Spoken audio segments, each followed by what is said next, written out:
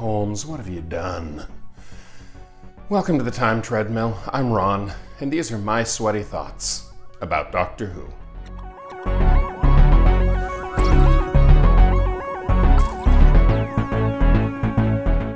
The Power of Kroll is the fifth story in the Key to Time sequence.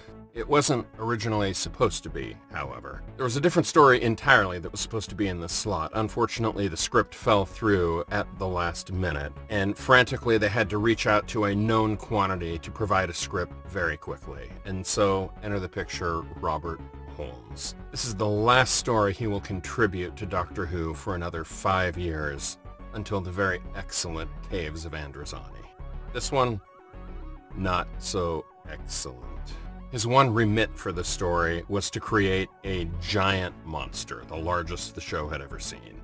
And so he basically rewrote King Kong. Instead of an island, it's a planet. Instead of a giant ape, it's a giant squid. But other than that, it's basically the same. The other thing he threw in for local color is yet another story about British colonialism. And so the whole thing is set on this moon that is basically marshland and very rich in methane.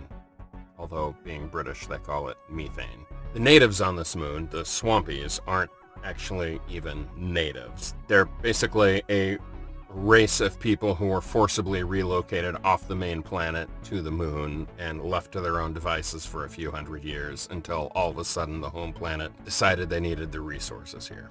So toss all that into the mix, and what you have is an extremely predictable story, with a methane catalyzing plant mining energy for the home world and enslaving the natives, treating them like savages, even though they clearly are not. There's a native uprising, there's a giant god, Kroll, who turns out to actually be real and shows up in the second part, and everything is completely, utterly predictable. About the only charming thing about this episode is that this is the one and only story that John Leeson actually appears in. He's the voice of K9, and the robot dog is sidelined for this entire story, trapped inside the TARDIS because of all the swampland. It's impossible to move the robot around. And so, John Leeson took a part of one of the supporting characters. I mean, I'm happy for him. He actually got screen time, and that's cool, and he got a paycheck, and that's even cooler. But as parts go, not one of the best. So, I've got one more day of this story. The only thing I have to look forward to tomorrow is that all of the episodes in this story are remarkably short. So, there's that.